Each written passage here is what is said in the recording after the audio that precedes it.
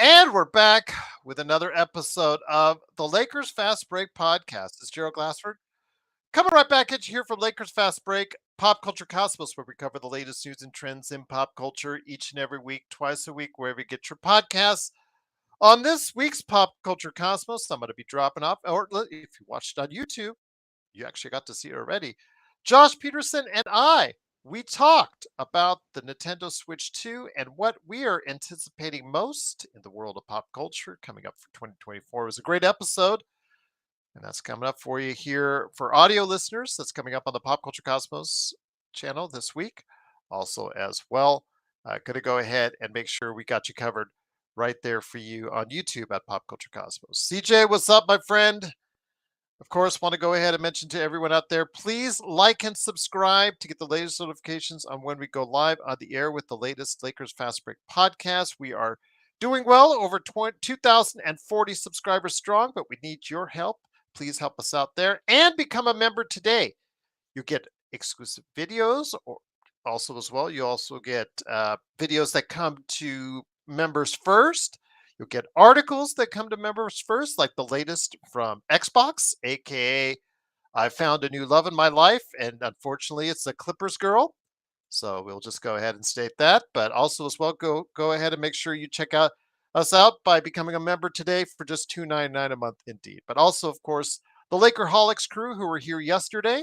Go ahead and check them out at Lakerholics.com. Also, as well, of course, don't forget Empire Jeff TV, who I want to really give a big thank you. He was on with Joe for over an hour today as they talked about the great signing for the Dodgers. Go ahead and check out that video. For Joe's new show, the Dodgers Fast Pitch. He'll probably be creating a channel at some point in time, but he's just giving a run through now on his new stuff that he wants to talk about with the Dodgers. So go ahead and check out his thoughts on these Dodgers signing Tanner Scott with Empire Jeff right there for you, and subscribe to Empire Jeff as well. Our good friends, don't forget Stone Hansen, who probably is expecting what we expected today. Also, as well, check out his coverage on the NBA draft. Alfred Esmond, Legend 350. Got to get those guys back on ASAP, excuse me. Also, as well, of course, don't forget our good friends as well, Laker and Five, and also the John McCallion channel. Daniel Barry Sports Highlights. Yo, please subscribe, like to all these guys, and make sure you like and subscribe to all of us here, including, of course, the Lakers Fast Break podcast. Man, this has not been a good period of time for Lakers fans, not only with the loss against Miami, the victory against Miami was the good point. The almost narrow loss, but the victory by 1 point over a team that lost to 59 against the Clippers in the Nets. We just barely squeaked by them in the D'Lo revenge game the other day. All led up to a matchup against the Clippers in the Toilet Bowl / Intuit Dome in Inglewood, California. I do love Inglewood. I am from Inglewood. I was born in Inglewood. I love the Forum, the Intuit Dome, this fancy, high-priced, expensive, Clippers fans filled because you have to sign away your life and lease in order to do so. Right there for you, arena. So what happens when the Lakers stepped into it tonight as far as the Battle of LA continuing? Well, right from the get-go, the Lakers forgot something and left it in the crypt when they headed on over down the street to the Intuit Dome, and that was their defense. As the defense was absolutely appalling today on many levels from the get-go. They gave up 64 points in the first half and never looked back. Their offense was trying to keep up with them. And in fact, they gotten actually as close as 2 points in the second quarter as far as down 2 points. But LeBron was taken out of the game, and a 13-3 run later kept the Lakers at bay in double digits. And unfortunately, it never got much better than that, as the Lakers were down by as many as, I think, 26, but they did come back to get it at least under 20, because I know the Lakers have the most losses in the NBA this season, under 20 points, according to Sean Grice. And, well, when we're talking about every other thing outside the Lakers, but the Lakers, it just tells you how depressing it was. Xbox has a new love. Unfortunately, it is the Clippers girl during our playback.tv/Lakers Fast Break. But we still love you, Xbox. But I know it's hard to love the Lakers right now after a very disappointing 116-102 defeat. Whether it was outside with James Harden, Norman Powell with 21 and 22, whether it was in the mid-range with Kawhi Leonard, 9 of 13 for 19 points, or Ivica Zubac destroying us in the middle with 21 points, 19 rebounds. Didn't matter. The Lakers just had no answer. Offensive rebounds, points in the paint, turnovers. There was no right for the Lakers today as they lose 116-102. They fall to 22 and 18 in the Western Conference. Right now, they are positioned still in sixth place, miraculously, only because the Dallas Mavericks, I guess, seemingly haven't gotten enough away yet. But who knows? By the end of this week, the way it's heading for the Lakers, it's not trending in a good direction. They do have an easy game coming up with Washington, but after that, it is the Boston Celtics. And here today to discuss the dismal performance by the Lakers on the defensive end and basically overall. It's a good man indeed. We'll start up first man here, first man there. It is, of course, the Clutch Talk and Lakers Corner guru himself. It is John Costa. John, great to have you here. Wanted to go ahead and say thank you again for heading up the stream, as you always do, graciously on playback.tv/Lakers Fast Break. Unfortunately, today, in the middle of all what we're talking about, Xbox falling in love, and so much more, there was not much to be had as far as a good effort on the defensive end. Not much effort as far as the sloppy transitions. The passing was absolutely abysmal at times.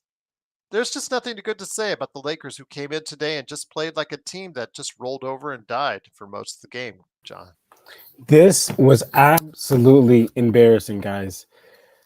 Oh man, look, I think that we came into this game and we knew we were like 1-9 with the jerseys or whatnot.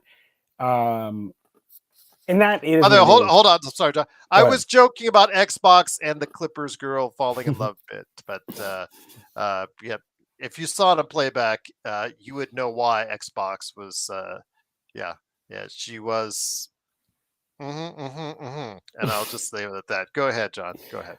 So what I was saying was, like, look, the whole 1-9 with the jerseys, like, I don't believe much in the whole superstitions, right? I'm not big into that. But we know what I am big on: fucking effort.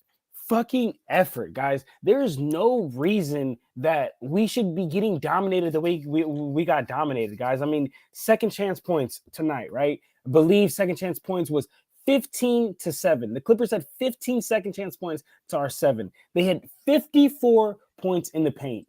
And I know Zubac's a big bone bruising big or whatnot. But my problem is it wasn't even all Zubac. I mean, if you watch that fourth quarter, Norman Powell was absolutely destroying Hayes, going at him, killing him every single time, getting by him, getting to the hoop. There was times where it was Mo Bamba in there who was getting it done. And to us, it's like it on my end. Did you hear yourself say that? Mo Bamba. How did I say? Did I say his name? No, it's just the fact that you're saying Mo Bamba Oh. when he was like a throwaway for us, as far as from the Lakers standpoint.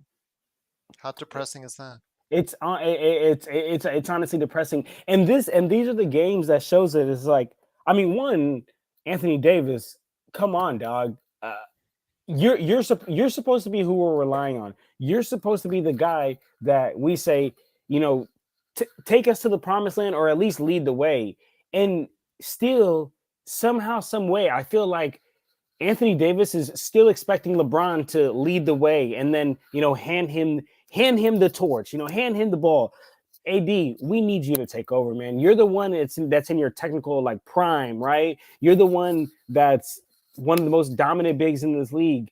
But it just seems that time after time and time again, these European or these just bigs that are usually not American end up coming out here and embarrassing Anthony Davis and toasting them. And honestly, terrible effort tonight from us guys. That little fake run we made at the end of the third quarter, we went on that 13-0 run, and then started the fourth quarter. We started pretty well, went on that 21-6 run, and now, I mean, and then what happened, right?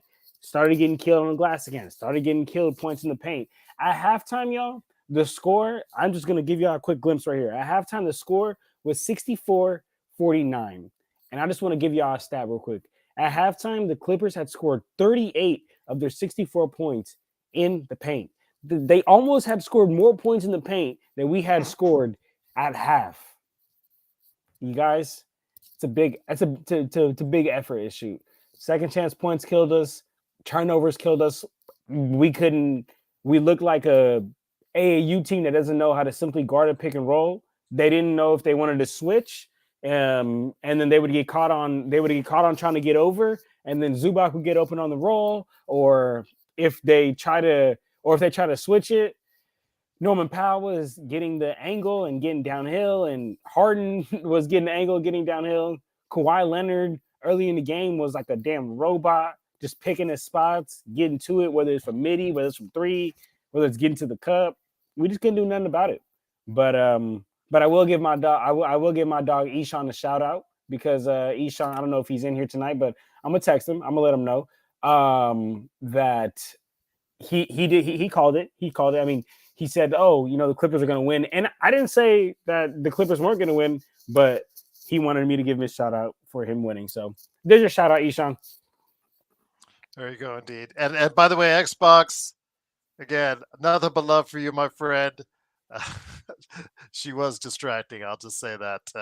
But of course, it is the Lakers. Well, it's easily be distracted when the Lakers are stinking it up as they did today, with the Lakers losing, unfortunately, 116-102. Also here today, good man indeed. He is part of our playback.tv/ Lakers Fast Break live performance that we had. Big shout out again to Danny. Big shout out again to Laker Nick. Henry Hill, who stopped by at the very end, talking to the Commanders. Sorry, Danny, but the Commanders are playing well right now. And then also as well, of course, John Costa as well, and Xbox was there. It is, of course, Zachary. Zachary, thank you for stopping by, my friend. Truly appreciate you doing so. Mr. Robledo, I think I said that correctly. Zachary Robledo. Is that correct? That, unfortunately, is not correct. It's pronounced Robledo. Robledo. Okay, so take Yeah. the E and make it two E's. Okay, there you go. All right. But thank Mr. you for having Robledo. me. And sorry, Gerald, I just saw All that. good, brother. No, don't worry. Don't worry. That's okay. Some of our guests, they come on, they don't want to put themselves on camera, or when Joe comes off, he comes on the screen. We want him to put his camera off anyways, but he actually keeps it on. But that's beside the point. Unfortunately, like I said from the get-go, even though the offenses were both very much in tune for much of the first half, the defense on the Lakers side was absolutely abysmal. The Clippers seemingly hit every shot in the first half. I know that isn't the case, but it seemingly looked like it for times. They just couldn't miss. Part of that was because of the fact that they just had a hot shooting in front of their own home crowd. But part of it was because the rotations for the Lakers absolutely was, again, awful. This team all season has had no real, success on the defensive end. Your thoughts on the Lakers, and if they can go ahead and continue forward. I mean, all the people who out there who keep telling us, come on, guys, come on, Lakers Fast Break, you got to get more positive. This team is a top 4 seed in the Western Conference. This team is going to do some good things. One thing is for sure, I don't see it because so many things hold this team back, and one of the things is team defense for starters, Zachary. Yeah, I completely agree with you. We need to learn, like you said, play defense, and what else? Basically, like I mentioned, you said like that was part of it tonight. The offensive rebounding. We need a shot blocker. Is AD only shot blocker, or who is? He wasn't even a good shot blocker at that. That's the problem. Yeah, the Lakers just have their size. their issues down low, Zachary. It's Right. just a big problem. I mean, Zubats was killing them on the inside with offensive rebounding, and then they just seemingly had no fear of AD when they went in and drive the ball. Yeah, how many offensive rebounds did Zubat, or however you say his last name, have? Well, Zubats, yes, it is Zubats.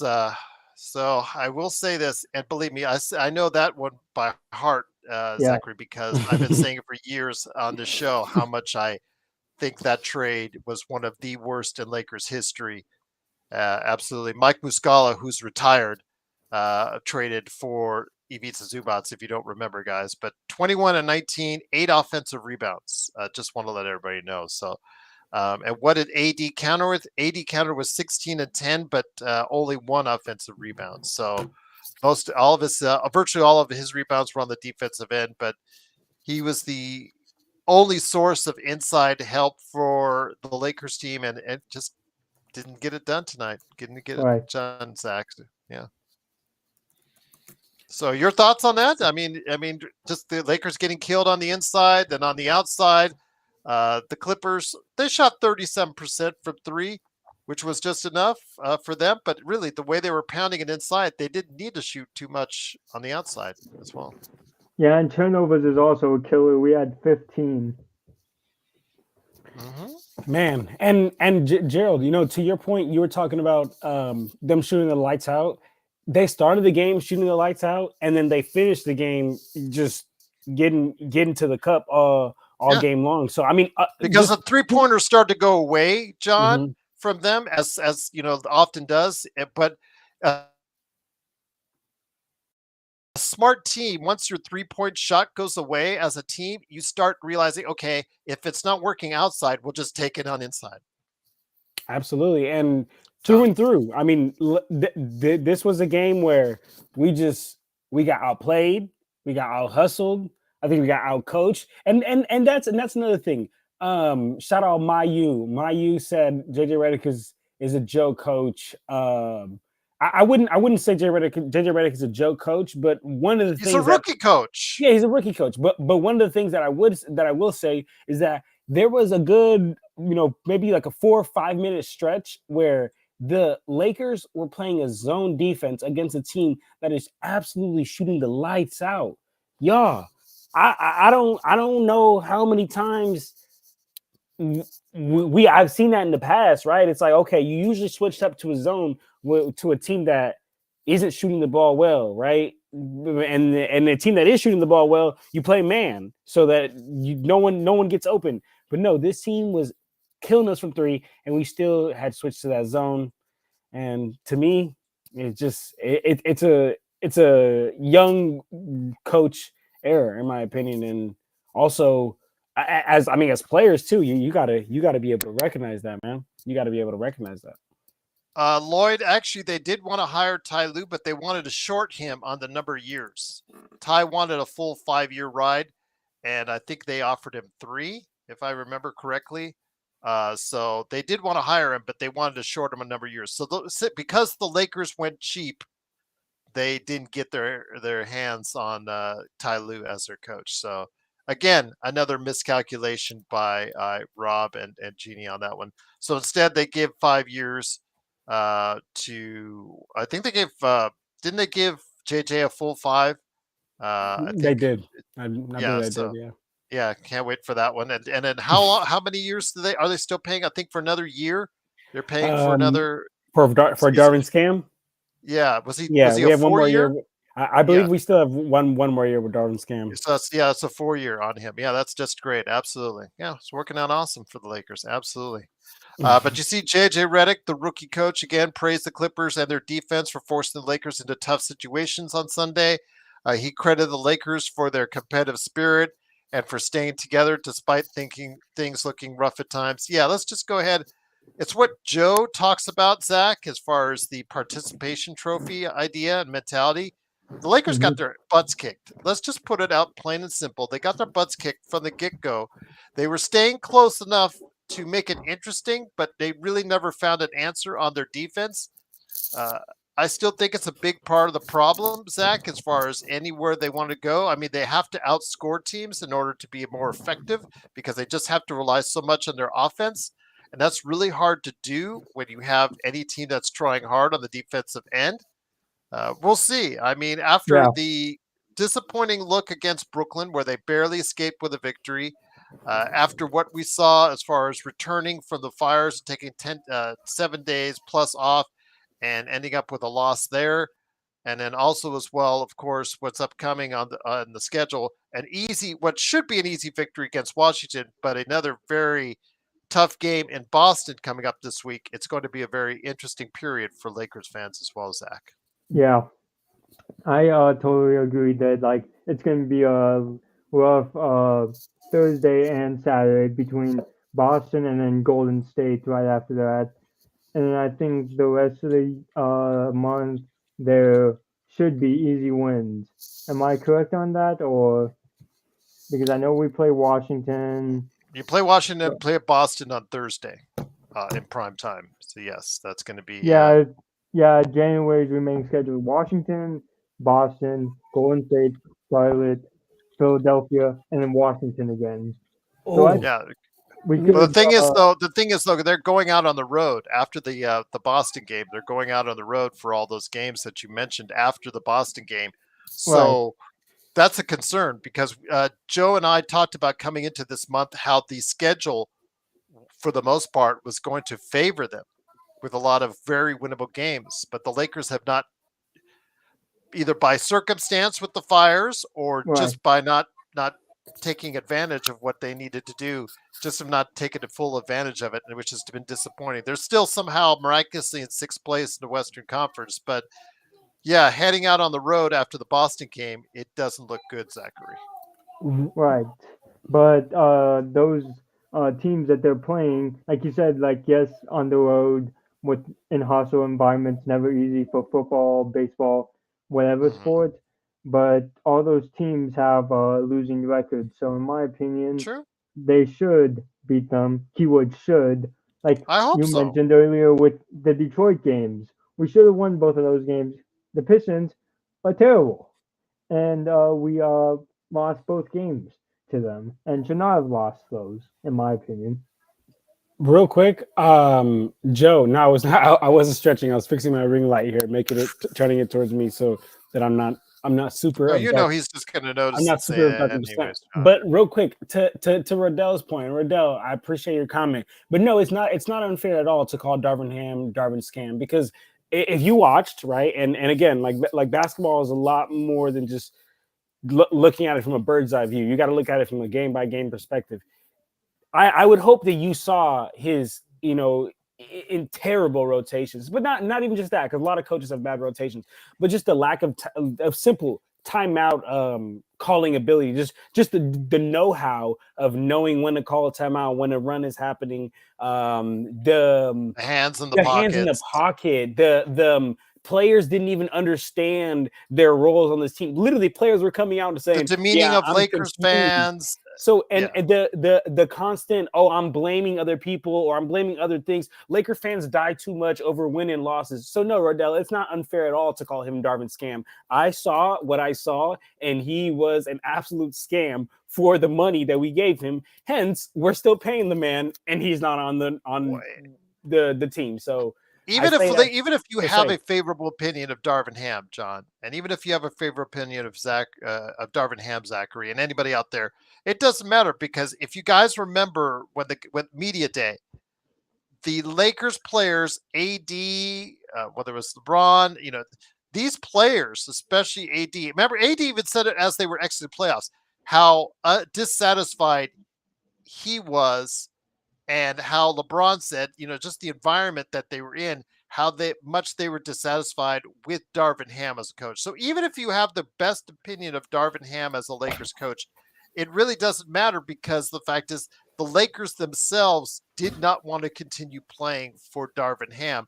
And in essence, if your team decides to not accept you as their coach and not respect you as their coach, it doesn't matter how good or bad a coach you are. You're just not going to allow. Yeah, they're just not going to go ahead and play for you. The team has got to get rid of you. So perfect example.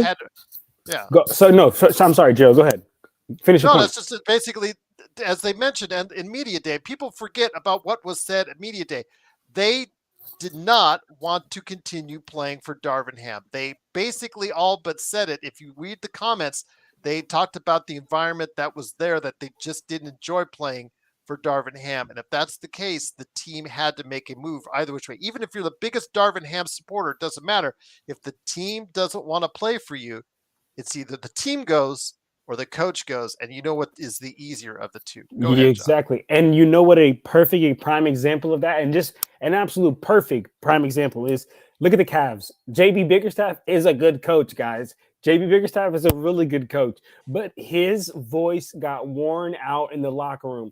I don't know if it was the same thing with Darvin Ham as for a respect type thing, but the voice wasn't resonating anymore. The roster from last year to this year did not change much for the Cleveland Cavaliers, and now the Cleveland Cavaliers are. I don't think they're gonna do that crazy record that the Warriors put up. Did. Yeah, but I'm saying like they're having such a dominant year, and if you look at from year to year, there's not much of a roster difference. I mean, yes, Evan Mobley, another year of getting better. Yes, Donovan Mitchell reignites and re-engages and works better now another year with Darius Garland or whatnot. But roster over roster, year over year, there's really not much difference here, y'all. So I say like that's a prime example of a coach's voice in the locker room has to resonate, because if it doesn't resonate, the player's not feeling you. It's just you're talking to a wall. And shout out my boy Ali. My boy Ali gave me credit. Said John was right about the D'Lo trade. I appreciate you, brother. Not to sound cocky, but I knew this. I just knew this was going to happen. Austin Reeves is just not a point guard. He's not that's not what he's naturally good at. Not what he's naturally best at. And in my opinion, in basketball, you have to put players in their best natural position, because that's where they're going to excel most. And that's what the best coaches do, i.e. Eric Spoelstra. Go ahead and look at all these players that go from, and it doesn't just happen to us, guys. I mean, it happened to the Jazz and some other teams that sign like players like Hassan Whiteside, right?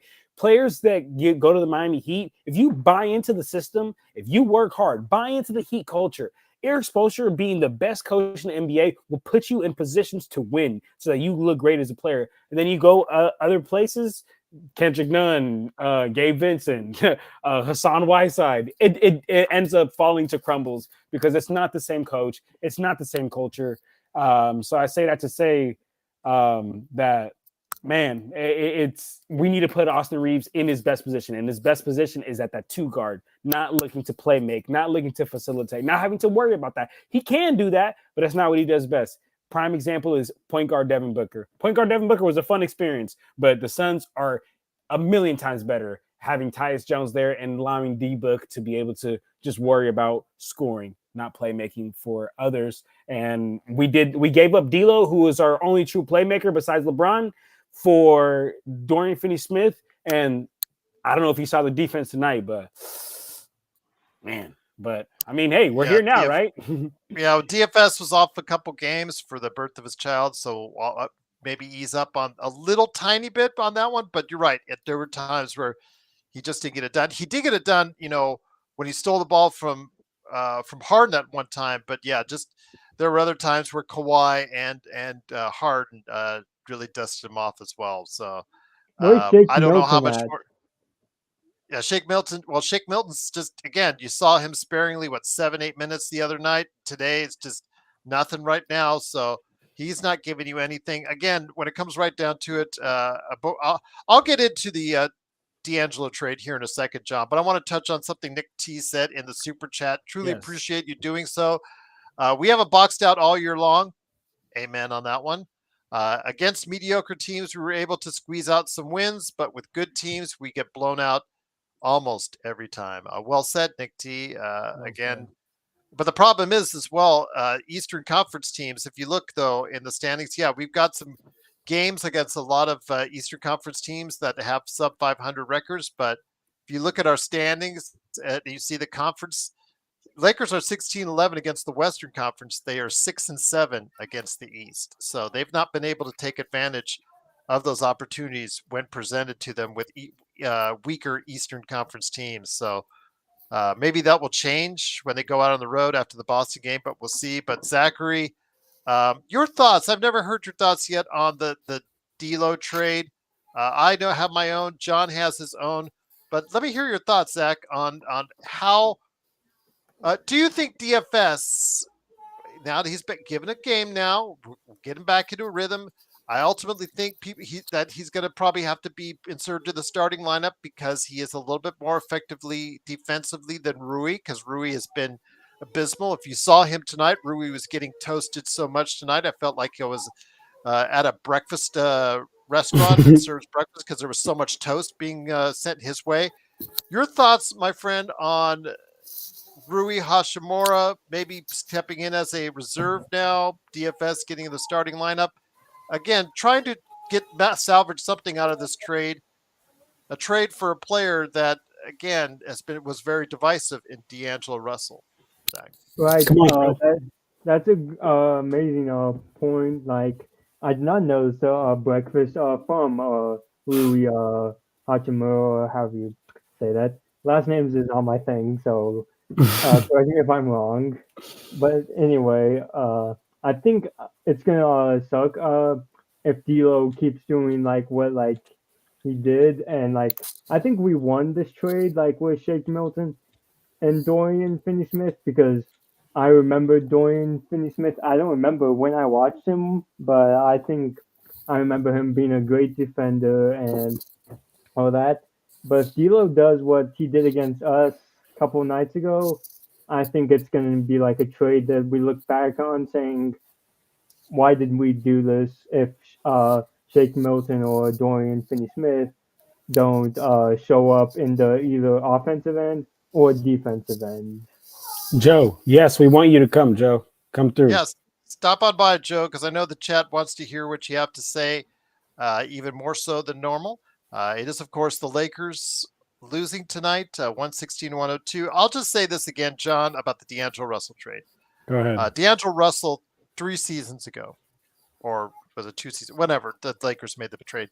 The reason why he was traded off of Minnesota is because the team, Minnesota, was better with him off the court than on it. And it had become a point where it was become easy. They were at the point we were just before he got traded. Was that Yes. it was a very divisive, frustrating issue. No, hold on. Because he was traded to the Lakers, and of course his playmaking skills worked out. His defensive inefficiencies, and especially the fact you pair him alongside another poor defender in Austin Reeves, really made it hard. You could only camouflage it for so long. And it started out on a really high note, the Lakers getting the Western Conference Finals with those two. But then it started to drop because the weaknesses started to show out a little bit more and a little bit more. And you're absolutely right on his playmaking skills. But for me, it's about, I think this would go down as a bad trade for Rob, because the fact is DFS, he's just a 10-point scorer, 10-point a game scorer. That's all he is, who he is. He's a average to above average defender.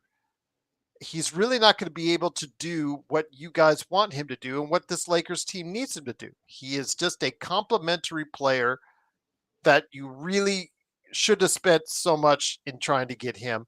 And the thing is, you wasted a very valuable salary that you could have paired up to get a much better person. But I will say this before I bring it over to Joe. And the fact is, again, I understand Joe's reasoning at the time. Joe was very excited about the D'Angelo trade because it got a negative, and he would just trading away what he perceived as a negative to get to the positive of what the Lakers have. But again, for me, the more I see it, the more I'm regretting this trade, simply because of the fact that I think that you could have traded D'Lo for something a little bit better, or a lot better. But here today is a good man indeed. It is, of course, Joe Soro. Joe, the guy behind the Dodgers Fast Pitch, please go ahead and check out his great video he did with Empire Jeff earlier today on this channel, talking about the Dodgers conglomerate, the Dodgers behemoth, the Dodgers dominance, continuing with the signing of Tanner Scott. Are the Dodgers done? I think they're done. Can we say they're done? Or are they done? I think they've cleaned everyone else's house. Now they got to do a little bit more spring cleaning in their own house. Once that's done, then they'll be done. We will be able to see it live from Arizona for spring training. Jeff and I will be there. We're going to try to connect there and might even do a show out there. So a lot of good things happening here. And the great thing about that situation is this is going to be a staple in future shows. It's going to be probably bigger than anything going on in Lakerland, unfortunately. The Lakers are on the path of destruction, and it's slowly starting to get to a point where it's unavoidable. The only way it can stop is if LeBron, for once in his life, takes one for the team and retires at the end of the year. And then they're still going to need Jeannie to figure out a way to get an executive board here that knows what basketball is, instead of continuing with this ridiculous facade of a GM that the Lakers have. It's a lot of working parts. It's very, I wouldn't say it's Frank McCourt-like, because Frank McCourt, as bad as Jeannie and Rob are in terms of their ability to do anything correct in their business, I don't think they're the gutter trash of a person that Frank McCourt is. They're not the people I hang out with in general, just because I think they're or fake, I should say, more fakish, more bourgeois. But Frank McCourt is gutter trash, and it feels a lot like that right now with the Lakers, and it's very hard to be excited about something ending so that we can get on with something more positive, because the problem and the cancers are still going to be there, even though the biggest cancer right now is the current roster. The current roster is just, it's an absolute just shitstorm. There's no other way to put it. And tonight, if you guys really, if you have some time to watch the game again, I want you to, because when you're watching the game, it's hard to follow what's going on in terms of the offense being run or the defense. Tonight, the reason why I didn't chime in on playback is because I was actually focused on just the game in terms of how it was being played. I did not really pay attention to the score. I was watching how everybody's playing defense. I was watching how the offense was being kind of constructed. Numerous times I saw continuous angles that were off, horrible passing. LeBron missed 3 layups tonight in crucial times that ended up stifling runs. This is what you're doing. The Lakers right now you're paying $1,000 car payment right now for a 1999 Nissan truck. That's what you're doing.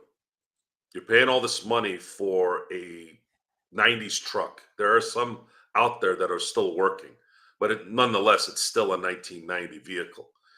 They have no one on this team, not even AD at this point. AD has quit, folks. He has quit.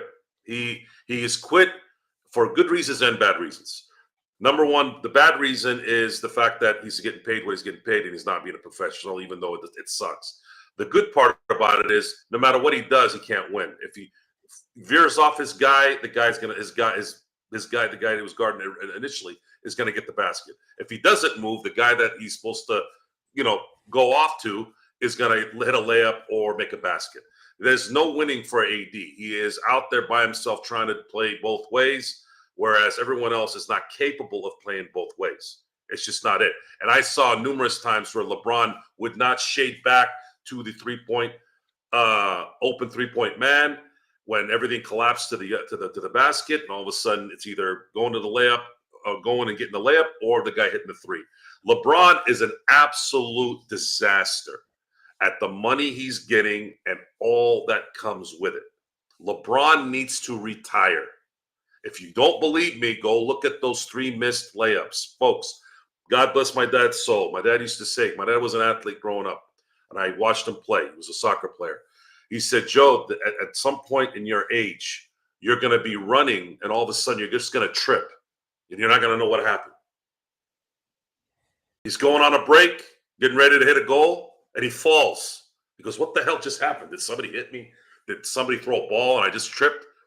At some point, who you were is gone. And as far as the statistics that everybody seems to cream over, if you want statistics, go play in Europe. Go see those statistics. We don't want to. The people who really want to see winning don't care about statistics, but most do actually. It seems I've been doing some research on this. A lot of the LeBron fans only care about LeBron's stats. And I have 2 words for you. Actually, 3 words. Go F yourself. Seriously, go F yourself. Because you're the reason why we have to continue to watch this, because the dead brain owner is making money off you. You're the idiots buying jerseys for his son. You're the idiots that are voting for him in an all-star game and completely making this a mockery. And then on top of that, that schlep comes into the game at the end of the game and people are cheering. I know they weren't Clipper fans, or maybe it was Clipper fans, and they were cheering that the Lakers quit, and that's when you know they've quit, because that's when they bring in Bronny. It's a joke. It's a joke that we keep telling every day on this motherfucking show. I'm tired of this joke. I'm tired of this joke, and it was really never funny to begin with. That's where we are. I'm sorry. No, not we. That's where the Lakers are. I don't want to associate myself with anything. That I don't play the game. I don't pay the bills over there. I don't construct the team. We're not we, us, them. We are fans who observe and watch. And I wouldn't want to be associated with these people anyways, even if I did talk like that, to be honest. It's a joke. The team is a joke. LeBron and AD are a joke. The only way to fix this genie bus is to convince LeBron to retire at the end of the year and then trade AD and see if you can somehow muster something. But you have to also fire Rob Pelinka. Get that motherfucker out of here and get somebody that's a player personnel guy, not a motherfucker who gets Post-its, pens, and pencils for the office, because that's what Rob does. That's what a general manager does in business. They make sure all the secretaries and all the stationery is, under budget or whatever. That's what a general manager does. Now, if they happen to learn something from the president, the VP, cool. But we need a player personnel guy that actually scouts players again with the scouts, because I guess they lost all of that the last few years when they were really good at it. When are you going to do that first? And make sure you never, ever allow anyone to run your team. You let Clutch Sports run your organization. You let them run the Lakers. How does that make any sense? We are supposed to run people, not you run us. You've made a mockery of this. You deserve to sell the team and fuck off. That's what you deserve. Okay? Go get your PPP loans for whatever goddamn fucking team you want to own the rest of your life. Whatever it is that you do, fuck off. Seriously. Tonight, you go and you play for the first time with your in-city rivals, and they hand you on a fucking plate, willingly on a plate. They didn't give a shit. And don't blame the Fires. We were seeing this shit 2 weeks ago, 3 weeks ago, 3 months ago, last year. You fucking excuse motherfuckers, man. I'm so sick and tired of excuses in general in life, let alone a bunch of rich assholes that are siphoning all that money and making all this money and doing shit to reward anyone. Good to see you, Joe. Good to see you as well, Joe. Yes, indeed.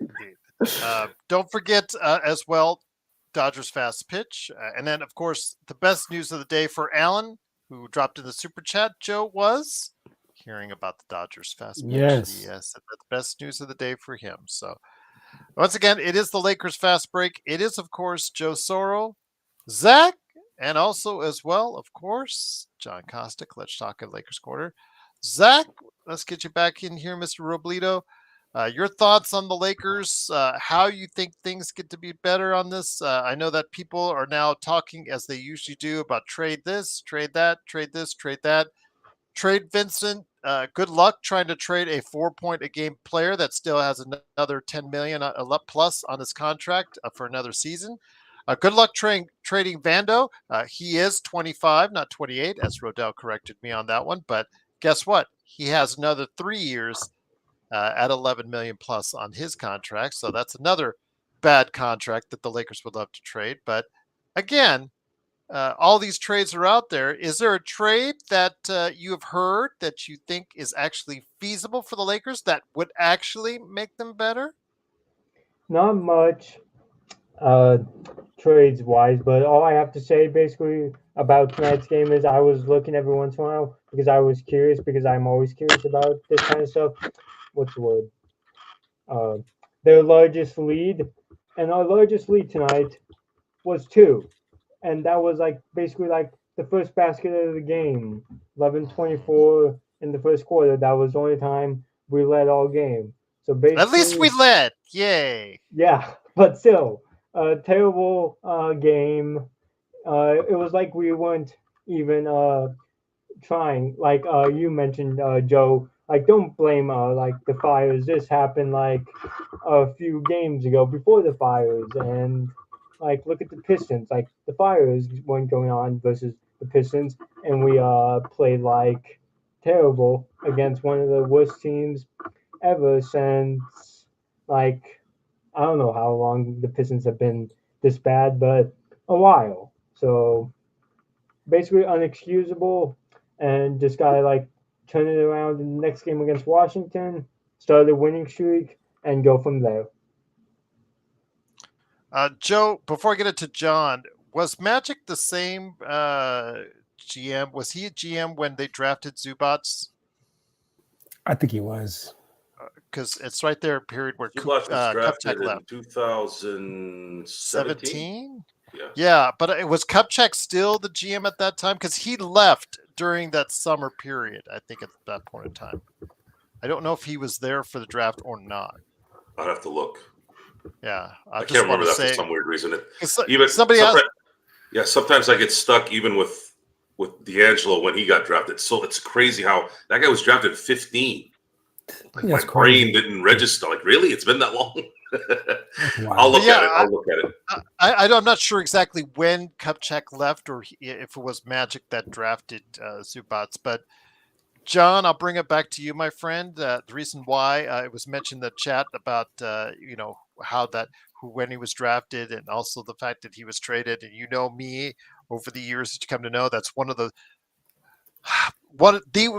trades that hurts me the most outside the Westbrook trade is that terrible trade that whether you want to say Magic did it, whether you want to say Rob that was in it. Rob was in the room. Rob could have easily said, hey, we're trading a bum, as far as we're trading this outstanding player for a bum that might actually do something. And of course he didn't do anything for us. Muscala did absolutely zero for us, bounced around a few more teams and then retired.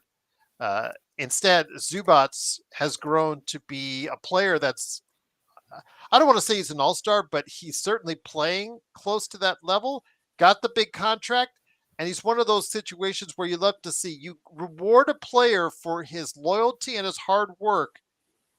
And especially working with he plays so well with Harden. Harden, it's been like a dream for him. You should thank Harden for the contract that he got. But you know what? He's continued to get even better once he signed that contract. And tonight, 21 points, 19 rebounds. He was the better center than AD tonight. He absolutely was. And you know what's crazy? Harden's played with some top tier bigs, right? I mean, let me just one thing to interject. I apologize real quick. So was Kupchak that drafted him, Joe? Oh, go ahead. Yep. Blanket came in a year later. Okay. All right. And the reason why Magic traded him was likely because he thought he would be a big chunky guy. And you know how Magic was all up. Magic was thinking he was Pat Riley with all that body fat stuff. The problem is he had shown glimpses. He showed glimpses at that point. The problem with Zubac at that time was he was getting dunked on left and right. I think that left a bad taste in management's mouth. not understanding this kid needed to have a little bit of development. See, that's the problem with these idiots. Sometimes is no one's there to, and maybe that's why Rob got mad at him or talked behind his back. But see, that's the point. Is when you're a coward, when you have to work around. That's what Magic said, right? Backstabbing, right? The only kind of people that backstab are the ones who say nice things to your face and then talk shit behind your back, right? Okay. How about you tell Magic, we're not making this trade. Yeah, he's the general manager / what, he got promoted to VP of something, right? In 2020, right? Okay. Why you're involved in this? What, did Magic go behind your back and trade Zubac? Where the hell were you people? Where were you? No, Magic, we can't do this. Or were you like, yeah, Magic, yeah, cool. And then waited for him to leave the room. Oh man, Magic always goes to Europe around this time. He doesn't really work. Is that what you were doing? Because that's what it sounded like when Magic was talking about it. Bunch of freaking grown-ass adults talking like a bunch of girls in 8th grade. Right? Right. This is who you have. And then you have the queen of the 8th graders up there who actually calls the shots. Yeah. No. So, John, let me get it back to you. Everybody misses Zubac because it was absolutely great. You know, we are salivating over other teams' players, especially when these are players that you could have had, you could have grown, and you could have made a better team for yourself. See, so let's get one thing straight. I'm glad you're here. Welcome, but get your head on straight. These are players that the Lakers could have easily retained and grown for themselves. But C says, and I'm going to give him his props. So C Morgan came in. Truly appreciate you having me here. But he says that everything's going to be good in 5 games. I don't know if he meant Trey Jameson, but he said Vando and Trey are coming back, and everything's going to be good in 5 games, John. I don't know if he meant Trey Jameson or Christian Wood. By the which way, they've both been pretty much stiffs in their appearances with the Lakers. Trey Jameson did nothing for us in the previous game, but he's a two-way player just starting. So obviously we've got to see if he actually is worth something. But Vando, again, Vando is an extremely limited offensive player who you're asking on defense to be so good that he changes a bottom dwelling defensive team into at least a mediocre one. Is he good enough for that, John? Because that's really how he's going to help this team. Man, that's worse than when we were like, nah, wait until Kendrick Nunn gets back. Wait till Kendrick Nunn gets back. That's worse than that, man. So yeah, I think that I'll be real with you guys, man. We're setting ourselves up for failure, and you're setting yourself up for failure if you're feeling like, but we're going to be good in 5 games, John. We're going to be good in 5 games. If we're hoping and banking on these guys to change the trajectory of this season and the trajectory of this team, man, I'm here to let you down light. I'm trying to let you down early so that you don't get your heart broken. But about Zubac, what I was saying was this. Man, you know, I don't want to cry over spilled milk. Like, it is what it is. He's not on the team. It is what it is. But I just want to give him his credit because, you know, when you think of all the teams that James Harden's played on, and I pulled it up, right? So he played on OKC. When you played on OKC, he had a young Kendrick Perkins. He had Serge, but the league wasn't really pick and roll predicated as much back then. And then he was on the Rockets. He had Clint Capella, who was a really good pick and roll big. And then on the Nets, I believe he had a young Nick Claxton, and then DeAndre Jordan, who was already way past his prime. And then Philly, he had Joel Embiid. And it's crazy. I've named all these, you know, elite players or all these elite bigs. I guess Joel being the only elite one, or Clint Capella when he was on the Rockets back in 2012 to 2020. Still, Zubac, however you pronounce his name, he is by far probably the best pick and roll partner I have ever seen James Harden be paired with. And it's crazy to say because Adams did a great job for years with him as well. There you go, Adams. But that's another player I forgot of. There you go, Adams. And it's crazy because what makes a good pick in basketball, I swear to you, is predicated on 2 things: how hard that screen is set and how close that the ball handler rubs shoulders with the player that's setting the screen. Because if we rub shoulders, there is no room for that defender to get past here. And if I can get the defender on my hip, it's over. And oh my gosh, Zubac has one of the greatest screens in the league, and Harden every single time rubs shoulders with him. And in this game, this was a prime example of it. Y'all, especially in that first half, every single time Harden was coming off that screen, he was getting a defender on his hip, and either he was getting downhill or he was kicking it to a shooter on the outside in the wing, or Zubac was open every single time on the roll. So it's so frustrating that not only we let go of Zoo or whatnot, can't cry over spilled milk, but what's even more frustrating is this guy is like I wouldn't say the epitome of a modern day big because he doesn't stretch the floor amazingly, but those screens that he sets, man, those are game changing screens. And basketball today is 90% of it starts with the pick and roll. 90% of it starts with the screen. Zoo and Harden are doing their thing, and it's unfortunate that's another one we missed out on. And I'll give you your credit though, Jill, because I know you say one of the worst ones in Lakers history. Because at first I'll be honest, I didn't see it either. I really didn't see it either. And I saw the potential in Zubac. He had already had a couple games that he had scored like 20, 25 points. Mm-hmm. You could see if he was given the opportunity that he was going to be a player in this league if mixed with the right player. And him alongside with AD could have been a front line you could have had for half a decade or more. And they chose not to do it. They chose not to be patient with the Lakers. One thing they do not have is patience. And I'll just hold on. Dwight Smith, brother, nobody is crying. I'm telling you facts. So I don't know who you're talking about crying. Nobody's crying. I'm out here telling you facts. And if you can't handle it, maybe go to a different stream if you can't handle these facts. I don't know. I don't really know what to tell you, brother. It just shows. But Dwight, there's a theme. What I see, he calls it crying because he only sees it through a narrow scope. When we talk about the Westbrook trade, we talk about the Zubac trade, we talk about from a broader team building standpoint. When we talk about the bad contracts the Lakers have, from the Bronnies to the Vandos to the Vincents to the Cam Reddishes to the guys that just can't give you a contribution that you need coming off the bench, the Christian Woods, it's just very disappointing because it leads to a central theme, Dwight.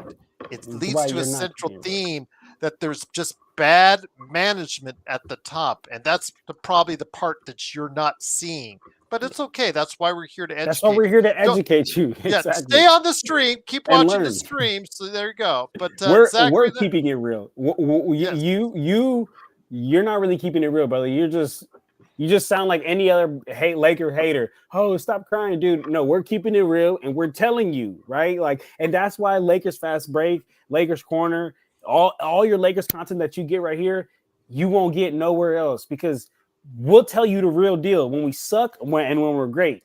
And we've sucked, brother, and we're just keeping it real here with you. It's not crying. D1 said it best. So you're talking about poor decision making season after season. Bingo! There you go. You got it, D1. There you go.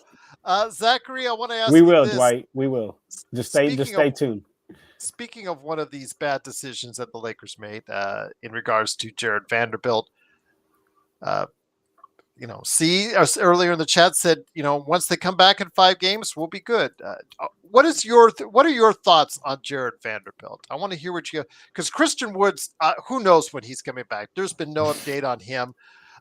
Trey Jameson, again, I don't want to take too much out of his nothing game that happened the other night, so we'll see and evaluate him as it goes along. But what are your thoughts on Jared Vanderbilt, who is expected back sometime soon? I think in my opinion, I've not seen much of him play, because not only because of injury, but just have not knows much. But we got him because of defense. So when that person in chat was saying he'll be back in 5 games and everything will be okay, is he an offensive player? Because if he's just a defensive player, we're probably going to be in some He's trouble allergic to because scoring the basketball, Zach. It's been proven. Yes, I know Jamie and Jamie from the Lakerholics, go back and forth on it. He said because Jamie believes that he could take another step, and I said, what, from a 6-point game career average to a 7-point game career average? Is that the right. next step for him? There you go. But it's just been very disappointing, Zach, and I don't blame you. But Joe, let me bring it back in here. I want to go with you to go ahead and.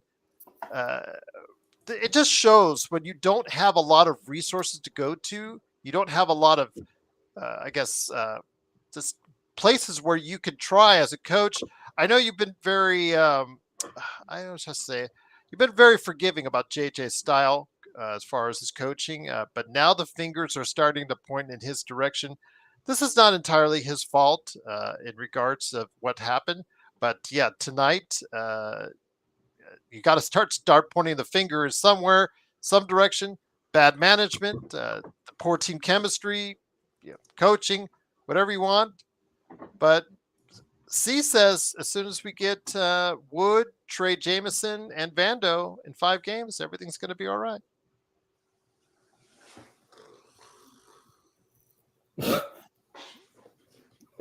What's going to happen?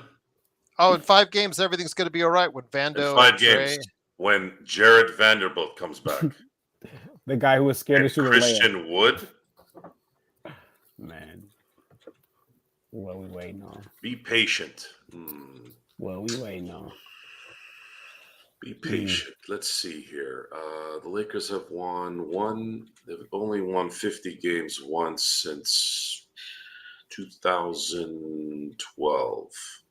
Folks, how many of you on here are under 25? I'm about to be 26 tomorrow. I'll be 23 in let's use December. John as a reference here. So 13 years ago, John just started getting hair on his pecker.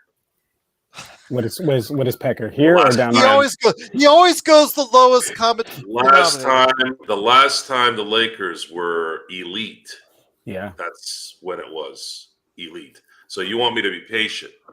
legit. Because they won in 2020, probably, right? Oh, be patient. Go. I'm not a patient guy, anyways.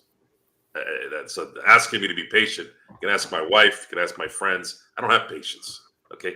There's a reason why God probably put me in the Steeler, Laker, Dodger area. A lot of those, the Dodgers, even though they were having some issues here with the Frank McCourt ownership and the Fox ownership, they've always been a standard of excellence. When the O'Malleys owned the Dodgers, they were state of the art. They were a family-run business, and a lot of sports teams were at the time before billionaires start taking over. And they were class. They ran things correctly. They had good farm systems. They brought in rookies of the year left and right. They signed Darryl Strawberry. They signed Eric Davis back in the day. They really tried to win, so you can respect that. It's nothing compared to now because it's a different time. But even those guys did things right. Lakers, obviously, Dr. Buss's run. The Rooneys with the Steelers know how to run football, right? So I'm used to that. I'm not used to Donald Sterling, racist cheap ass. I'm not used to whatever the hell Dan Snyder was in Washington. The second that asshole got bounced, Washington all of a sudden became relevant. See, guys, leadership is not something that just grows anywhere you go. It's like trying to find a really good pomegranate tree. It's very rare, at least for me anyways. And until you understand what we're arguing about or crying about or complaining about or having issues with, it's not so much the fact that they suck. It's in the way they're sucking. Hey, Dwight, this is to you, brother. This is the education. No Come on, one brother. cares. Jeannie doesn't give a shit. Rob doesn't give a shit. Now, they'll tell you they care. See, guys, I highly recommend you not listen to what people say 95% of the time because it's usually bullshit. They're just trying to avoid confrontation and they're just trying to get away from you, okay? In my life, I actually said this on Jeff's show not too long ago. I said there's 2 types of people that are in a room with me or when I'm walking into a room. One is the guy or the girl that says, oh, shit, Joe's here. And the other ones are, oh shit, For you, Joe's Dwight. here. Right? Either way, I win. Because the jackasses that don't want to see me bounce, and the ones who want to see me are happy to see me. You know why, guys? Because there's nothing there for me to talk to you about. If you're boring me, I'm probably gonna bounce. And if you're there long enough and I'm forced to do it, and unfortunately I've done this, I didn't. Sometimes I don't even know I did it. Apparently, I went to a wedding one time, and I guess I said something, some idiot that was saying some stupid shit, and I retorted, and I did it in a nice, classy way. But apparently, he went home not too long after that, and I guess it was a story for years that I didn't even know about. Guys, if I hear you talking stupid, I'm probably gonna. If I'm there long enough, at some point, I'm gonna call you out, especially if it really irritates me. And my irritation scale does have a scale. I don't get into bad moods. I don't have a mood. I'm just how I am 100% of the time. But I do have an irritation scale. Sometimes I can deal with the irritable person a little bit more one day, and then there's some days where I'm like, look, if one guy even sniffs the wrong way, I'm gonna be like, what the fuck you doing? Get away from me, right? So the Lakers right now are in 24/7 irritation. Even before this game started, you feel this just. You're listening to Sportsnet talking, even though I love Fish and even though I love Worthy and Geeter on Sportsnet, the way they were acting at halftime. Oh, they got to play better. Oh, they just got to, do this. And they're wearing their suits with the stupid ass tennis shoes. Like, the whole thing irritated the shit out of me. First of all, I don't like tennis shoes with suits. It looks like fucking stupid ass shit, right? And then on top of that, they're like jollying it around, doing this kind of stuff at halftime while they're getting their ass kicked. And all that stuff compounds and compounds and compounds. And then you see how they all react after the game, after they just got their asses handed to them by their in-city rival. And it's like they're having a bar mitzvah over there. Really? Do any of these people care? Why do we care so much? Right? But here's where this goes in a positive area. We're going to be one of the few people that calls these motherfuckers out. And I'm going to keep calling them out. Maybe it'll reach them one day. Probably not. But at least I can say on tape here that I tried. And I'm not going to be one of those guys that quits like half the people out there or more than half. Oh, I'm tired of this. I'm going to stop going and I'm going to stop doing all this. And everybody needs it. As soon as anybody doesn't like it, they go quit. Fuck quitting. I wanted them to know who they are. That's the point of this. And I realized well, hold on. You did quit when Bronny was drafted because you had said that for weeks leading up to it. Well, I wanted to quit watching the games. But he didn't. But he's here. And I'm very glad that you didn't. Well, I did because the audience said they didn't want me to go. So what am I supposed to do? The country of Australia was after you. All right.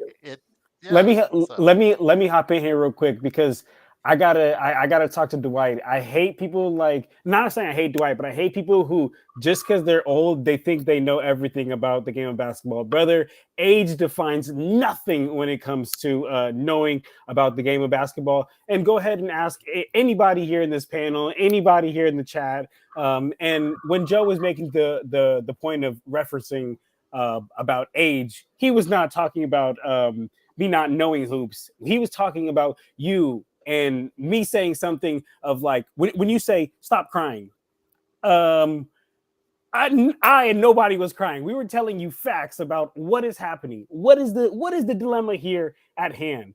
What is the issue here at hand? And that's all we were doing, brother. I'm sure you do know your basketball, but please don't be one of those old heads that's like, oh well, you have to at least be 48 years old to know basketball. No, brother, I have played high-level basketball and watched basketball my entire existence on this earth. But I'm glad to have you here, though, brother. Let me ask you even more important question, John. Let me ask you a more important question, John. I don't know if you were here. You heard the other day. I don't know if you heard this the other day, John, though, but let me ask you this. Are you going to go ahead and take up Joe on his offer? What's his offer? That one-on-one? Yeah. Of course. What? I'm going to Temecula. Go down when there. I go to Go Anaheim down, yes. and we live streaming this thing, I got one of them little mics because I ain't gonna lie, I do some IRL hoop content nowadays. So I got one of them little mics, so I could give Joe a mic, I could give me a mic. We could run these ones, and I would love to do that and go get some lunch. He was out also talking about lunch, so he could explain to you why Michael Jeffrey Jordan is better than LeBron James. Oh, we could do that. You missed that one. That was a good rant. That's the part of the age thing, because I always say you can't say I couldn't say for years that Will Chamberlain was better than Shaq. Don't put too much money, Dwight. There was an argument about Shaq versus Will Chamberlain, or to some degree Kareem versus Shaq, although not a lot of people use that comparison in a lot of ways. It was really Wilt against Shaq. I go, well, I don't know how good Wilt was. I just know by what people told me and what I've researched. I don't really know how dominant he was. It's not. I don't think there's any way you can give a valid opinion, even if it's just an opinion. Now, going back to just using common sense in the situation, I don't. Maybe it's just one's a killer and one isn't. I'd rather have the killer, and the killer also has the stats to back it up too. It's not like a Reggie Miller thing where Reggie didn't really have the stats, even though he was a killer himself as well. Michael played in a way where I don't think I've ever seen anyone play in any sport. Maybe Tom Brady a little bit. But it's hard to say Tom Brady in the same class as Michael, because Michael played both ways. That's how basketball was played. So yeah, it's an argument that no one's really going to win that argument anyways. John's not going to change his mind. I'm not going to change my mind. But I will give you a good heads up that you're wrong. So will I, and I'll have some facts to back that up.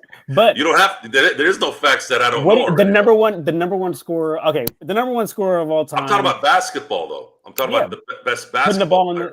Putting the ball in the hoop is part of the game. Playmaking is part of the game. Number 4 in assists. What's number 1? Johnny? Number 1 is winning, baby. Come on. You're right, baby. You're right, baby. We're Laker fans. We're not these other teams. No, so you're right, and I'll give you that. Winning is what. I'm just saying there is facts that we cannot deny on both sides. There's facts that we can't deny for Jordan, but there's also facts that we cannot deny. I just need you to live stream the game and then live stream the lunch after when Joe gives you his dissertation. And there you go. And shout out my boy Rob. Here's what I'm gonna do, Johnny. I've been talking to my boy Jordan. And we're going to do what Derek Fisher and Kobe used to do back in the day. And that is play one-on-one full court. Ooh, one-on-one full. Yeah, I don't have New Year's resolutions normally, but he and I talked in November, and we've been talking about this actually before, but I talked to him in November. I said, Jordan, we got to get our one-on-one full court thing going. We got to get into that kind of shape. Because right now I can hit the gym, I could do some cardio, it's all good, but I need that basketball stamina. I don't have that. I haven't had that in like 5-6 years. That's why I'm gonna kill you, Joe. I'm in that shape. All right, good. I'm in that mode. And for you to do that, you're gonna have to have some ball handling, or I'm ripping you before we even get to We'll see if the reach can go. We'll see if you can get the reach. Before we head on out, and I've touched on something that Robert Wheeler said, I want to get Zachary back in here with us. Appreciate, again, you stopping by for playback, and then also, of course, the post game as well. Lakers do lose 116-102. One of the great areas of concern by our playback chat, this chat here, is the struggles for one Dalton Connect. And Dalton has been miserable throughout the month of December and January. He lit it up a little bit at the end of today's game, but still, it's a very small success on what has otherwise been a very disappointing 2-month period of time almost. Your thoughts on Dalton Connect and what this team needs to do from here? I've said, the coaching, has been part of the problem. His confidence is now at an all-time low from what I've been seeing as far as his stats so far. What we've seen from him since he lost his starting gig. I don't think the coach has really set him up for success since then, but he hasn't taken advantage of the opportunities that have been given to him as well. So a lot has to be on his plate as well. But your thoughts on the struggles for Dalton Connect? Two things. One, for the Jordan LeBron debate, I Oh, here I we do not go. have I do not have an opinion on it, but all I have to Smart say man. is because I get told this by my parents a lot. Two completely different eras. That one played in the 90s, one is playing in the 2000s. Just different eras, so it's kind of hard to compare both of them. That's my take on the Jordan versus Bron debate. And my opinion on Connect, he's only a rookie. So in my opinion, he has a bright future ahead of him. I don't know if Bronny does, but I think he has a bright future for him. If he doesn't, why would you draft him? Because college and professional basketball, two different completely levels and different paces. But Connect's only a rookie, in my opinion, bright future ahead for him. And if he struggles the rest of the year, we'll all look back saying he could have done this, but could have done this. But at the end of the day, you can't fault him too much. He was a rookie. Like, look at who could I talk about? Anthony Davis. Like when he was a rookie. Like, did he do this as a rookie as well? What Connect is doing, or is he doing what he's doing now, like dropping 20 points and 20 rebounds and all that? That's my question. But to Hey. to that point, and that's a fair point. But to that point, and this is something that we talk about all the time with Gerald. It's like the only reason why I expected so much more from Dalton Connect is not only because JJ Redick himself said we're already drawing up plays for you, but also like JJ again. JJ was Dalton Connect. When he was in the NBA, that's who he was. A 6'4", 6'4", 6'4", 6'5", white boy shooter who loves coming off all these screen actions and just getting to his spots and rising up. So to me, it's like, damn, why is JJ not drawing these plays to get him easy shots, to get him going? And again, because the number one thing in hoops, y'all, I've said this a million times on these streams. The number one thing in hoops that gets a player going is seeing that ball go through the hoop. And if Dalton Connect can see one go through the hoop, next time down court, maybe it doesn't have to be necessarily a play drawn up. He's feeling it now. He saw the ball go through the hoop. Now, next time down court, it's just a pull up on you. And you know what I'm saying? That right there can be the difference of somebody, getting going or not getting going. And that right there would be the difference of somebody having confidence and not having confidence. Because there's never been a single basketball player in basketball history to score and not feel more confident. Every time you score, you feel a bit more confident. Right. Confidence is very important in any sport. Absolutely. So let me go ahead and get Robert's standard question in here for John and Joe before I get to a very surprising question or statement that Jolene made in regards to the team's defense. I guess not caring too much about that. Where it is, John and Joe, do you think Reeves being hurt? I know he bumped knees and he said after the game that he's going to be fine for Washington, but I have a feeling because it's Washington, they'll do the same thing that they did for AD and they'll probably rest him. Do you think this will allow Joe, the Dalton and Rui to get their shooting rhythm back, which will allow the Lakers to be clicking on all cylinders when Reeves comes back? My answer is no, especially with Boston on the horizon waiting on Thursday, Joe. There is no, even if the Lakers go on a little run for a 2 or 3 game set, I don't see them. They're deteriorating by the week. This was the perfect opening for them. They even had days off because of the fire.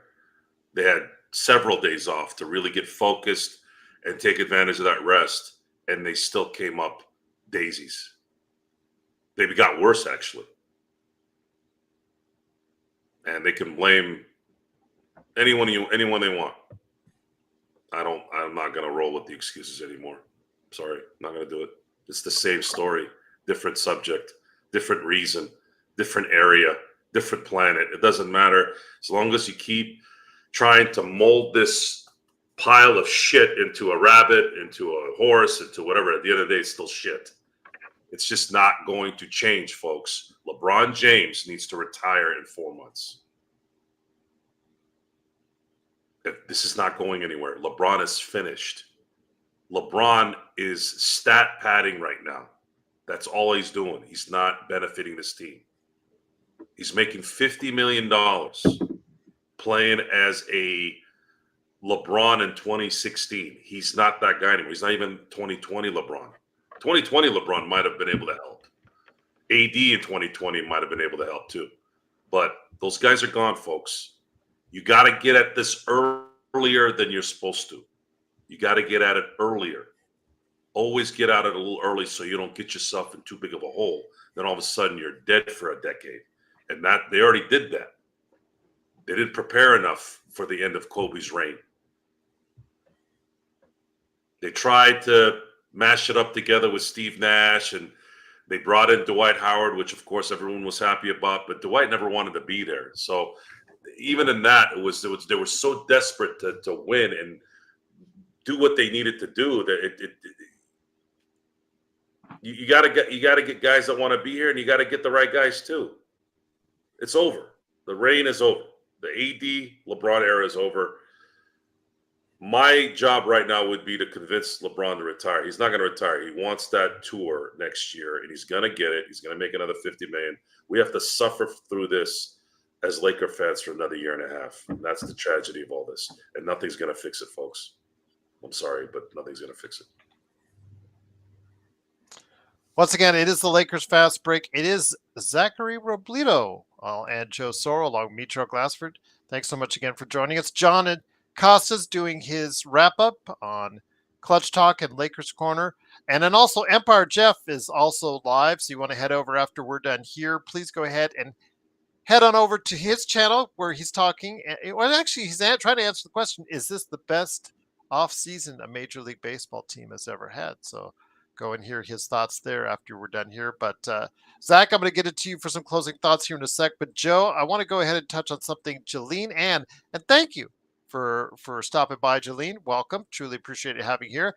They said, forget about defense when LeBron is in the court, but we need as a true to score now, like Bridges, CJ, Levine, Clarkson, Scotty B, or maybe even Ingram. They do need another score. We've said that, you and I, in recent weeks, but I don't want to say forget about defense. Again, I know you, Joe, you have it, and I have a little bit difference on defense during regular season, but when the Lakers, by any metric, I just went to 4 different sites on defense, team defense, and defensive rating. And the Lakers are in the 20s on all of them, ranging anywhere from 20 to 24 to 29 in some of the metrics that are out there. You have to care at least a little bit on defense. You have to be proficient, at least somewhat on defense. And as we saw in that first half, Joe, when the Lakers got lit up for 64, it really sets you back when you just don't have anyone that can stop the other team. I would love for one of the Lakers players to blow up on LeBron in public. It'd be good TV. It would be. No one really lays it down on him. No one. That's one of those things where it takes a guy with huge. I mean, is it really that hard? It wouldn't be hard. I just don't see it being a hard thing. I'm sorry, I don't. LeBron doesn't play defense because he doesn't want to play defense, and those who are on the team trying to play defense are probably just not capable of doing it either. It's a mix of both of the worst things you can think of. The incapability of one, and then the not caring of another. And then when you put that together, this is the result. So that's what you have as a team. And no one holds anybody accountable. JJ Redick is supposed to be this fiery, in-your-face type guy, but even he's not stupid to know that if he does finally unleash, it's going to create a media firestorm, and he probably doesn't want to deal with it. So And that's Zachary, let me. yeah, Oh, go ahead. that's it, guys. It's a we're screaming at a wall. And I'm not sure anything is going to be able to fix it right away, Zachary. And before I bring on Joe for his final thoughts on today's show, and then also give him another shout out for what he did earlier with Dodgers Fast Pitch. Zachary, again, appreciate you stopping by, giving us all those great thoughts on playback and also here Yeah. as well.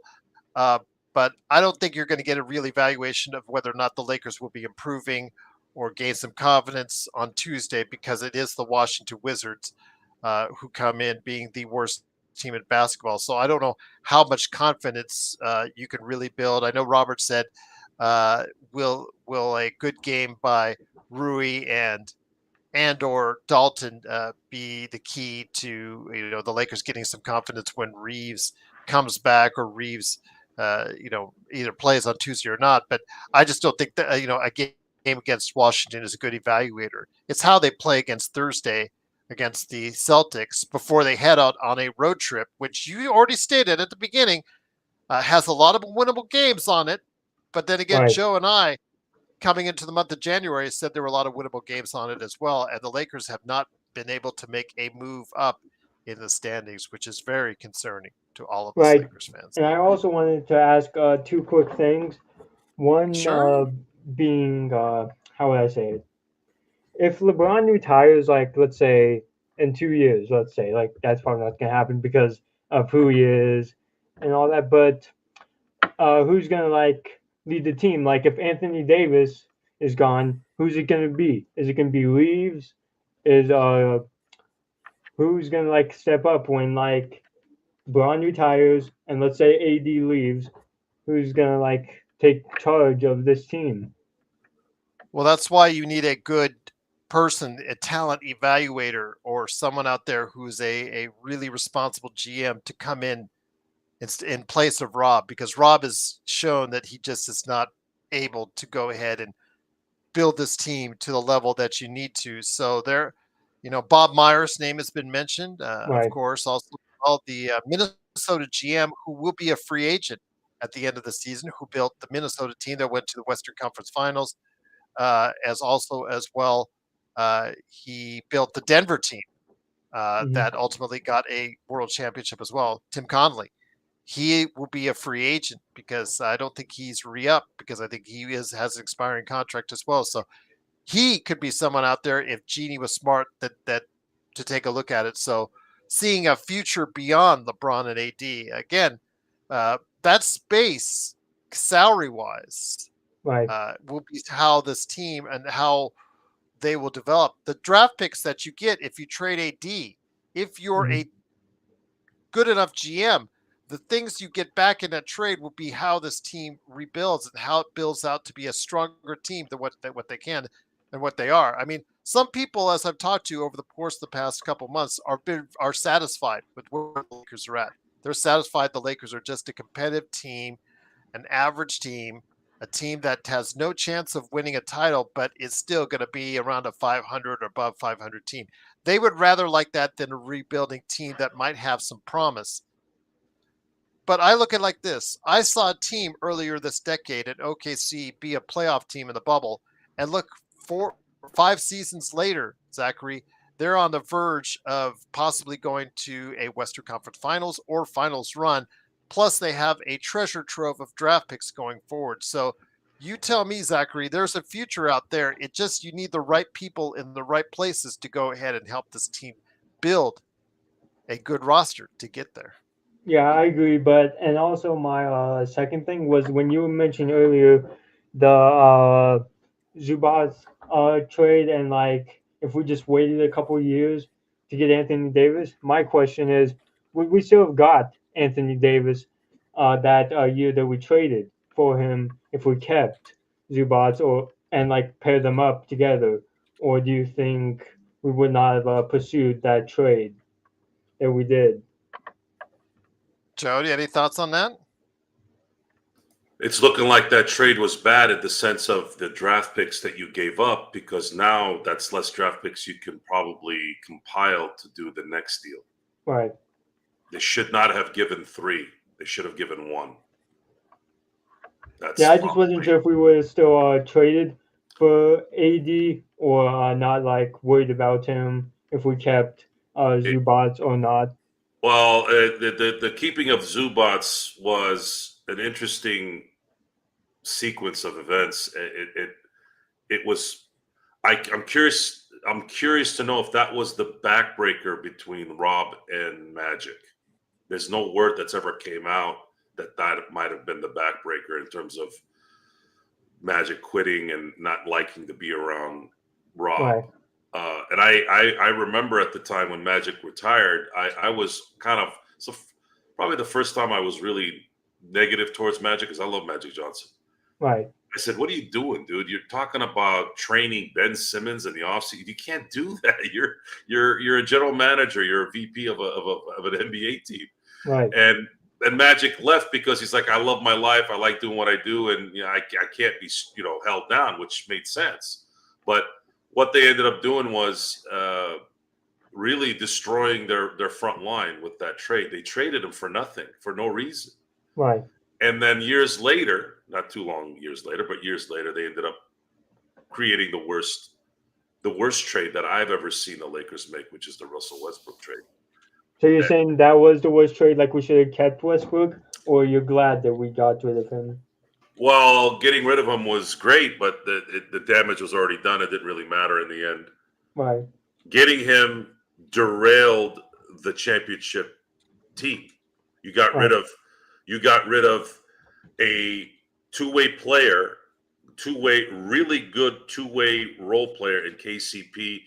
You got rid of Kuzma, who might have not shot the way we want him to shoot, but still played good defense. As was a good team player, had length. Right. You let go of Alex Caruso, who was in a lot of ways the heart of your perimeter defense.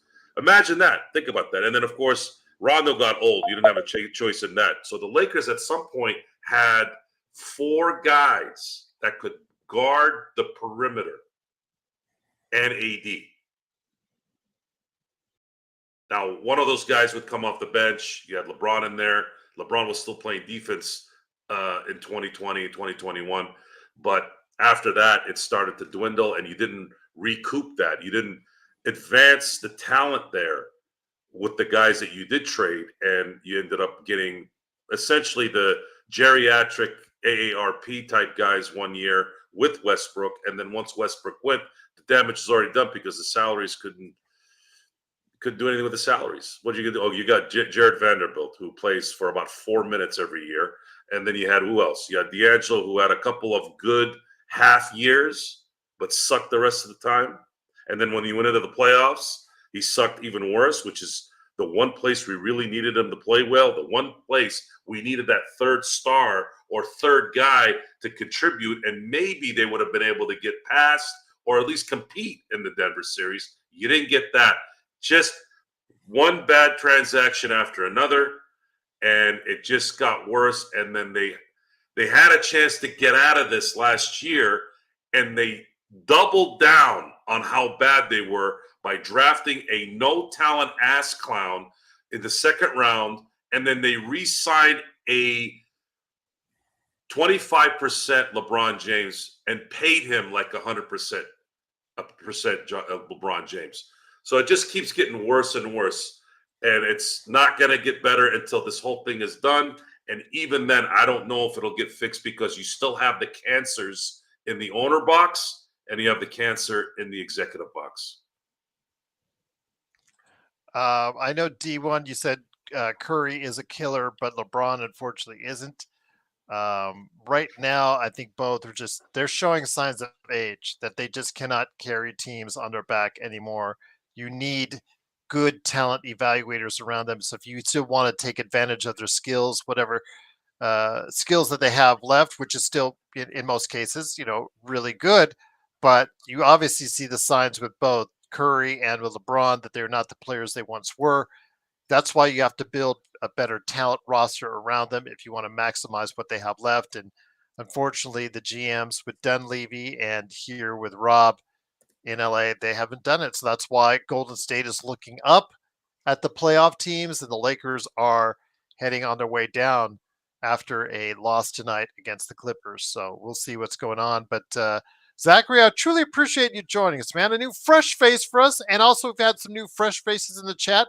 It is always appreciated. But any last thoughts before we head out and before I send it over to Joe?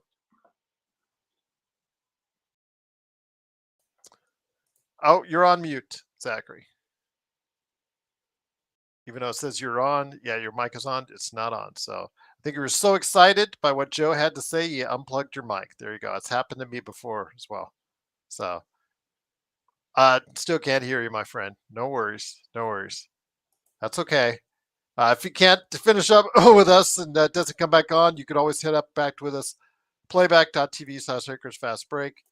But Joe, my friend, before we head on out, any thoughts on the NFL games this weekend, and also as well, of course, Dodgers fast pitch. And Zachary, if you can work on and tinker on, you just interject as well. Let us know you're working. So, I really felt bad for Lamar Jackson today. yeah, I felt bad for him last year too a little bit when Zay Flowers was too busy celebrating or gyrating or whatever, and ended up killing the Ravens last year in a possible TD drive. This last game today, I know he had a fumble, but and an interception, but that's irrelevant when you have a wide open, sure-handed catch to send this game into probably overtime to win the game, and it gets dropped. It's sad for him, and I've been on Lamar Jackson a little bit about the MVP stuff. I didn't feel like he was an MVP the two previous times. I said he was an MVP. He played like an MVP to end the season this year for sure. So I felt bad. I'm a Steeler fan, obviously. I'm not supposed to root for the Ravens, but I'm looking at this from an objective standpoint. There is something about Lamar Jackson that I admire. He gets a lot of flack, and a lot of it is people talking around him. He doesn't usually say anything. And when he does say something, it's usually pretty concise. I have a lot of admiration for Lamar Jackson. I think he's a great person and a really, really, really, really, really good player. And I felt bad for him today because I think I don't want to say his team let him down, but it was one of those things where what more did you want him to do? You know, things happen in a game. You get a turnover here, an interception, somebody runs the wrong route, a sack gets you when you don't see it happening. It's just it's sad because now they have to start over. And other than that, though, I'm very happy for Buffalo and Josh Allen.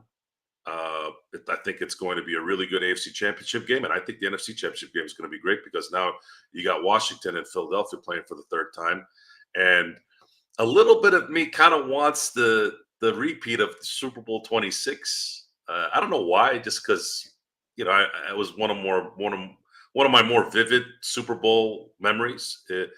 In Living Color did a halftime show that year that was hilarious. Jimmy Fox played a coach. Jim Carrey was that fan that was in the background doing dances. So I would love to see maybe Washington versus Buffalo Super Bowl, and this time the Bills coming out on top. I think that'd be kind of a cool story. However, I can't pick against the Chiefs until they lose. Yeah, I know. I knew you would say that. Yeah, I think it's going to be I think if I had to pick, I think it's going to be a Chiefs-Eagles Super Bowl. And who wins this one out again? Again, going to have to go with the Chiefs until I'm wrong. That's what I said on playback earlier today. But Zach, can you hear us? You doing all right? Mayu, is it Mayu? Is it Mayu?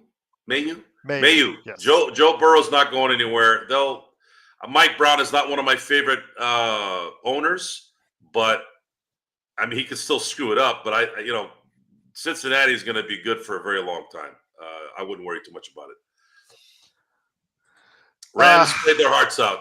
Mayu, I'm sorry, Gerald. I'm trying to answer the question. Oh yeah, they did. They played give them credit. They had a chance to win the game. Yep. Yeah, they played their rear ends off. That they could have quit after Saquon's long run. They didn't. They need a few more guys, man, and they could be right in it. However, I am starting to feel for Stafford here. Does he really want to continue this? I hope he can walk in 10 years because that guy has been abused his entire career. He played in Detroit most of his career. thank God he won a Super Bowl. Good for him. I'm a big McVay fan. I think he's kind of underrated. I don't like to use that word a lot, but I think McVay doesn't get enough credit for being a really good coach. So, I think maybe he's got one more year in him, but they're gonna have to supply him with a little bit more so that they can have a better chance of going deeper next year. Zachary, one last time. If not, we'll get you on playback and we'll get you on as soon as you can to jump on with us. But one last time, my friend. Got you now? Yeah, maybe. Yeah, Anything? there you go. We got you. We got you. All right. So you wanted to touch on Ivica Zubats one last time before we head on out. Yeah, I just was gonna say, like, look what you did to us tonight. Like, didn't you say like 8 offensive rebounds or something? That's correct. Yes. They had 11 overall, so 8 of the 11 were because of him. So, but it's because AD could not grab them or any of that. So that was unfortunate. Very unfortunate. Again, and I am going to dwell on it, Zach, and we are going to dwell on it because, again, just bad decisions by the Lakers, not letting these players grow. But thanks again, Zachary. Truly appreciate you joining us. Joe, Dodgers fast pitch coming up in the not too distant future once again, because you seem to make Alan a very happy camper by Alan having is that up and running. Alan. I say Alan or Aaron? Aaron was on there too, quite a bit as well. Big shout out to Aaron. Oh, But Alan. was Alan with the E, the IE. Alan NG. Alan. NG. Oh, okay. So yeah, gave the Dodgers us a fast super chat pitch because he was very happy about that. Yeah, the Dodgers fast pitch is likely going to come to fruition here very, very soon. It's probably going to be on a separate channel though, because I don't want to take it away from the Laker channel. But we're all going to be still together. I'm still going to be doing the Lakers fast break as well. Lakers fast break, for those of you who don't know, is Gerald's channel. So I will be doing my own channel. The Dodgers fast pitch is the name. If there's marketing things that are going to be happening here that say I should have something more ambiguous, I don't know necessarily if I'm going to roll that way. I want it to be specific to the team. I think it works that way. At least that's how I feel.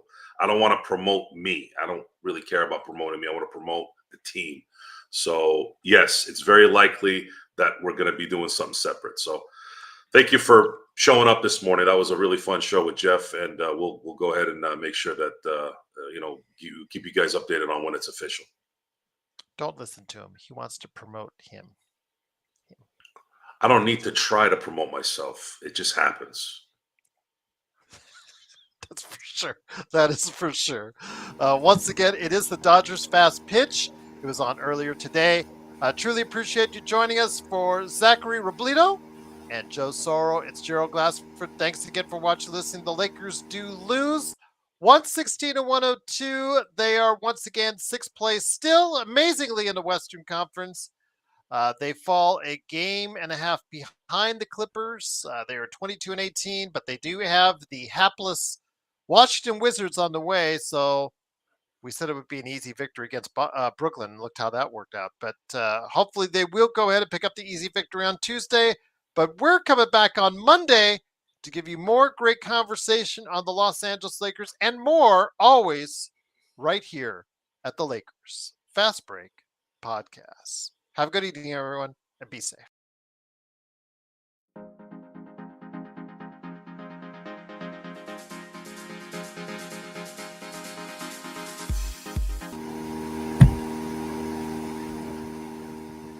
All right. And on that note, I will play the outro one last time.